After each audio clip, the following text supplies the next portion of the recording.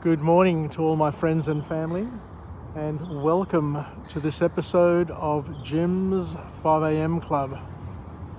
It's Friday and I'm down here at Darling Harbour, and I've got a meeting in about an hour's time, so I've got probably about a half an hour to spare, and I thought I'd invest this time in generating yet another book summary on my YouTube channel, Jim's 5am Club, a channel that is dedicated to spreading the word, spreading OPE, other people's experiences, in the form of book summaries, in the form of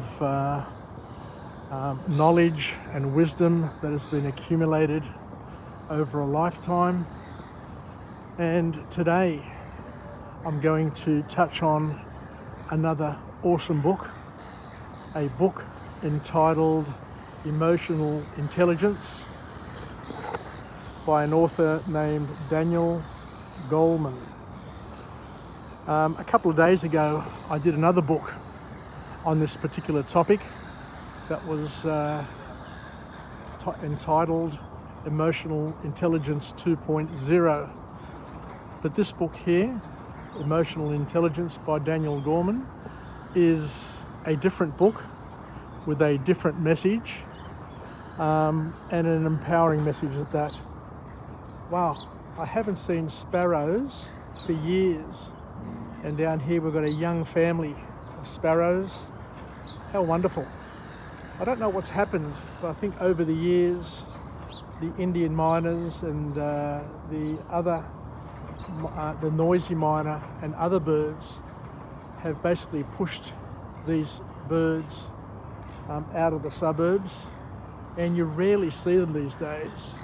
But I remember when I was young, the chirping of sparrows on a Sunday morning was absolutely fantastic and brings back wonderful memories to me, and I'm just absolutely amazed that I've been able to come across six sparrows, a whole family of young sparrows. These ones here are just younglings, as you can see. Anyway, without further ado, I'll continue my book summary, but that was just one of those things where I just naturally was attracted to. As I said, it brings back wonderful memories from my childhood when I was growing up. Just the sound of sparrows and just see them chirping and carrying on. They're just a wonderful, wonderful bird, and a common bird. But by being common, what's beautiful about them is that they unite peoples from different countries, because everybody, I guess, has grown up with the joy of sparrows in their lives.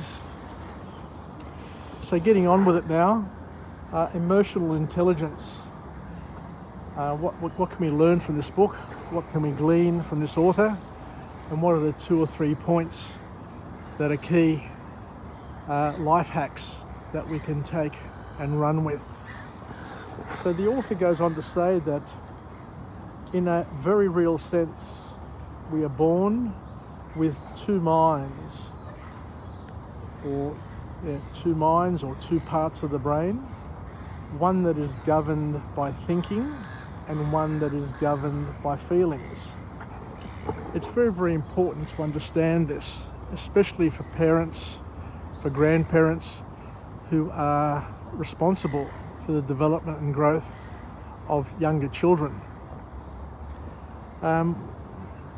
Just to put it in different words here, we have two aspects to our brains from what I understand. One is a primitive aspect and one is a more advanced aspect, and that primitive aspect is our instinctive brain that allows us to fight, flight or freeze. So it's the sort of thing that happens automatically from our subconscious, and we just do things because it's been hardwired into our being. and it enables us to survive, it enables us to come back and live another day. But the days of relying on our primitive brain, are far removed, because these days there is very little chance of a saber-toothed tiger jumping out of the bushes and eating us alive, or somebody coming to attack us from another village to steal our children, steal our families. So there's another aspect to our brain, which is the more advanced aspect, which allows us to rationalise, to think, to grow and develop. So this author, this wonderful author, talks about the fact that our minds have two aspects to it. One is a feeling aspect and the other one is a thinking aspect. And we need to appreciate both of these aspects, and secondly, consider how we can leverage these aspects so that they don't take over us in any particular way, overwhelm us, or cause us to do things that we will regret at a later time. So emotional intelligence is a concept that has recently been discovered or talked about. I remember growing up, we all talked about IQ, our intelligence quotient. But what we know these days is, there are different types of intelligence that people get to enjoy, and we all have sprinklings of different levels of intelligence. Some people are great sportsmen, other people are academics, other people are musically inclined, other people are really good at socialising and are socialites, and all of these basically feed off a level of intelligence that has either been developed or been inherited through our genes or through our experiences. So the author here looks at IQ versus emotional intelligence, and says that basically those who have emotional intelligence have five key skills which makes up and builds your emotional literacy, and is a bigger predictor of happiness and success than just being smart. So in a nutshell, once again, what the author is saying is that if you have strong emotional intelligence, then that's going to help you be better, brighter and happier than those who are just gifted with the other types of intelligence. A big call, but something to consider. So what else can we learn as we see the Alexander coming in to Pyrmont Bay on this wonderful, perfect Sydney autumn morning? So the author here says that emotional intelligence depends on our ability to be both self-aware and to be able to self-regulate. So two key points: to be self-aware and to self-regulate. And these are basically the yin and yang of emotional intelligence. Being able to be self-aware, to understand your feelings, and to be able to understand other people's feelings, to understand how you can contribute to those feelings, and what are the first, second and third level potential consequences of acting and doing and saying various things. And also, by understanding and knowing this, how to self-regulate, how to change your behaviour, or how to help other people change their behaviour in order to make the most of their assets of emotional intelligence. So the two aspects of emotional intelligence, being emotionally self-aware, means that you can recognize and label your feelings. It's very, very important to label the feelings. And for those people who are parents, who are grandparents, one of the key action points from this author is to work with children, work with your family, to validate their emotions, help them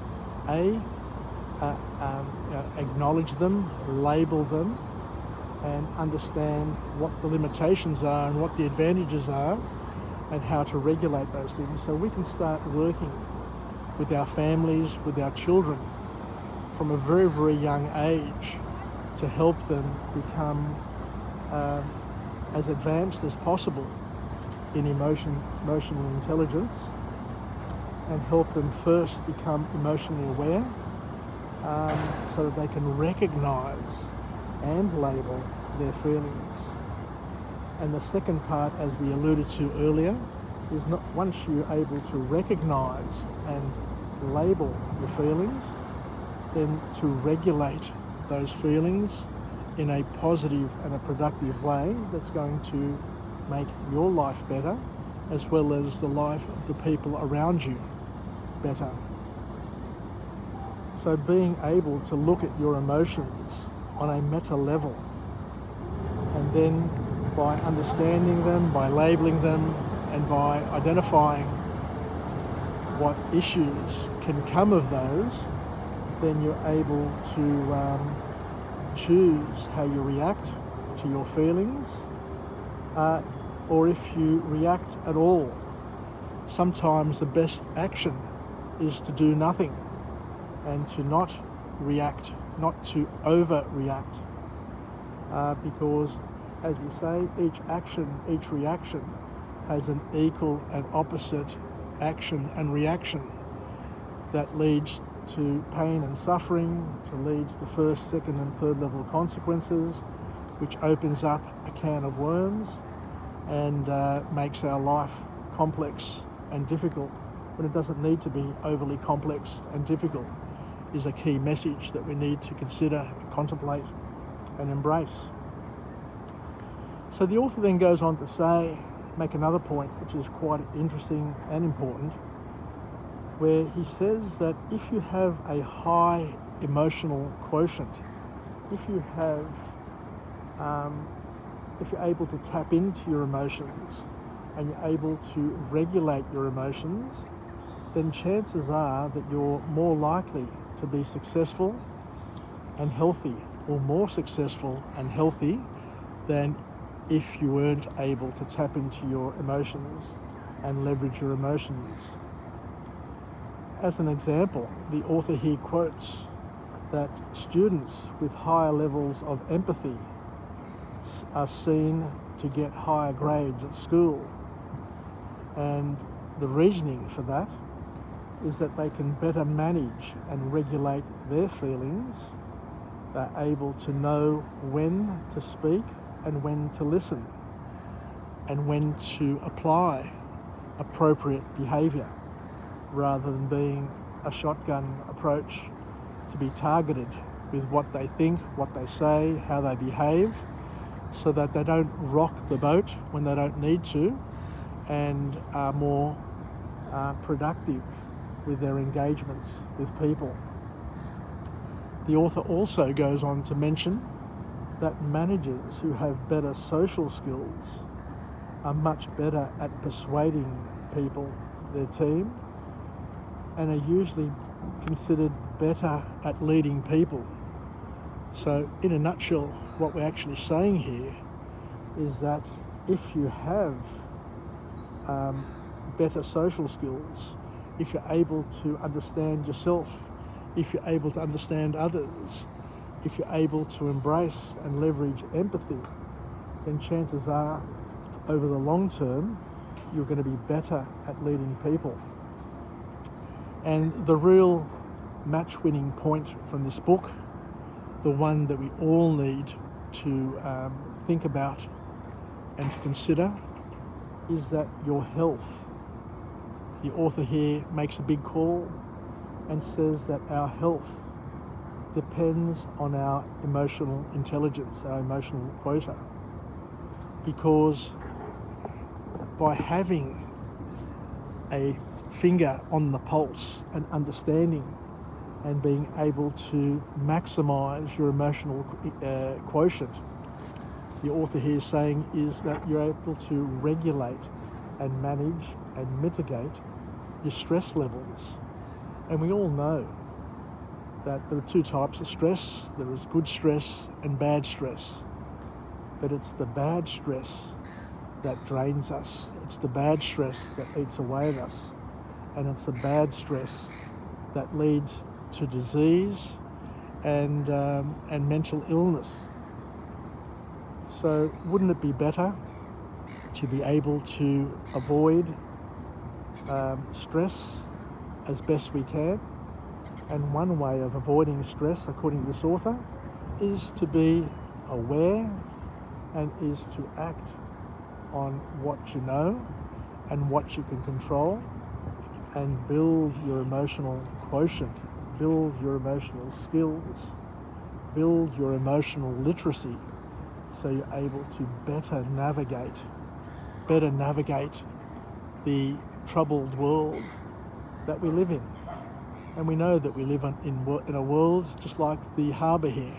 There are days where it's flat, where it's calm, where there's a beautiful gentle breeze, but there are other days where it's wild and woolly and wet and windy and rough. So being able to make the most of the environment in which you live in which you circulate in, is a key learning from this book. So how do we become better at our emotional intelligence?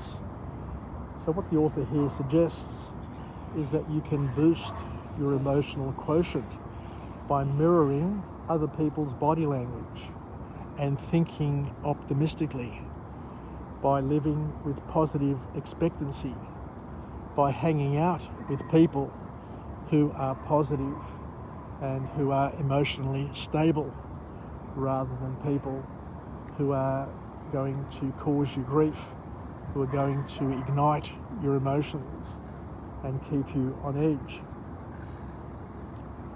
To improve our IQ, the author talks once again about mirroring other people's body language and convincing yourself that your failures result from things you can change. You can change your approach. Just because you failed today at doing something doesn't mean that you're going to fail tomorrow. We all have calling and callings. We all have a fate that determines certain outcomes, and life works in random ways. And as I said, just because it didn't work today doesn't mean it's not going to work tomorrow. We can try doing the same thing over and over again, or we can try varying our approach to see if that has an impact on the outcomes that we desire, knowing that some things are random, some things you can generate. And I always use an example of when I was younger, when I would go to the entrance and there would be hundreds of people lined up on the banks of the entrance with their fishing rods, fishing lines, their bait, and all of the equipment that is required to fish. And some people would be catching fish, other people wouldn't be catching fish, some would be catching big fish, some would be catching little fish. And the next day, if the same people came back and stood in exactly the same places, the roles or the outcomes would be reversed. So luck and fate have a lot to do with the successes and the outcomes that we get to enjoy in life, and not to think that everything is based on a formula and that everything is logical and rational. The greatest accidents in the world happen randomly. They won't happen again, ever again in the same way, but they seem to happen just like good luck happens randomly. You just don't know when it's going to happen and how it's going to happen, but it just happens. But we are invited to continue trying by varying our approach and then looking for signs. And there may come a time in your life where you may say to yourself, well, it's not meant to be. You've tried once, you've tried twice, you've varied your approach. We're not all going to be doctors, we're not all going to be lawyers, we're not all going to be millionaires, we're not all going to get married, we're not all going to have families. And, it just goes on and on. Each person is going to live a different life. We're going to have a different past. We're going to experience a different present. I am here, you're somewhere else. And even if you were here, you're going to experience something completely different to what I'm experiencing. You're going to be obsessed by something completely different. So we need to accept these things and understand that at the end of the day, we are not in entire control of our lives and what happens to us. And our plans may not necessarily eventuate, and we need to be patient. And I guess at the end of the day, we need to allow God's will to be done, and to look for signs, and to be appreciative of what we have, and to understand that the best is yet to come for each and every one of us, and not to read too much into what happens on a daily basis, but to understand that there is more to come, and we just need to be open, we need to be express gratitude, and we need to be patient, and not to expect too much, I guess, is the other point, and to appreciate whatever comes our way. The author here also talks about the fact that it's important to learn to connect and to be more self-aware, which we mentioned before, and exercise is important as well, because it will help us become more optimistic. You are better placed at explaining failures. Bad events, as we mentioned before, are only temporary. We need to express and to enjoy a growth mindset, knowing that we are on a path, we're all work in progress, and that failure is not permanent, it's only temporary. It's external and it's specific. And if you did the same thing again and again and again, the outcomes may vary dramatically. Now, Elon Musk, Bill Gates and others became successful because a few random things came to fruition at a particular time in the history of man, and everything seemed to work. Of course, they worked hard, they were obsessive in what they were pursuing, but there are lots and lots of other people who were as obsessed, as hard-working as Bill Gates and Elon Musk, but have not achieved the outcomes that they've achieved. As we said, each person has their fate, and you can work hard, you can do all the right things, you can tick all the right boxes, but not everything is going to go your way. You need to vary your approach, you need to be patient, you need to stick with it, and as we said, fate and God's plans, God's will needs to be in your path and on your path, and the wind behind your sails. So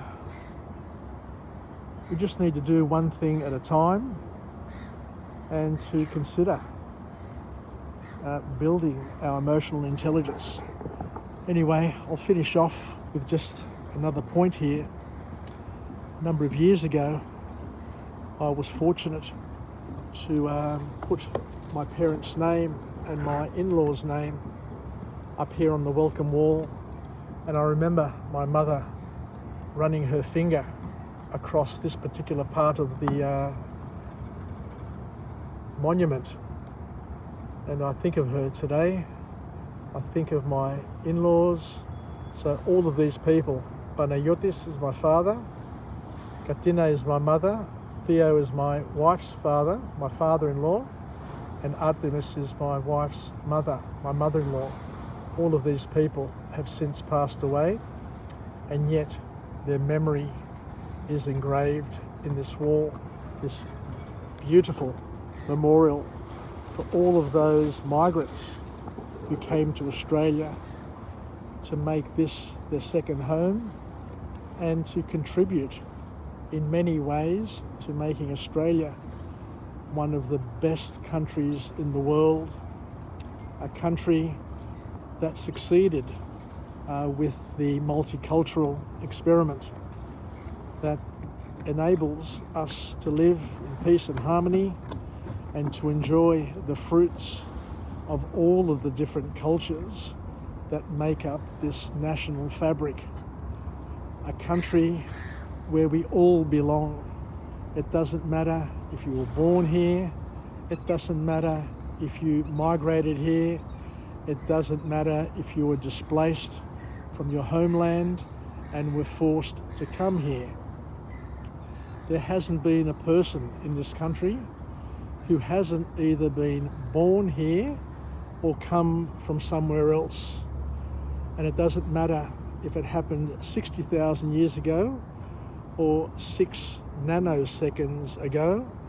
All the people who are in this country, who are naturalised, who are citizens, are people who can claim to be Australian, and they're just as much Australian as every other person who has been Australian.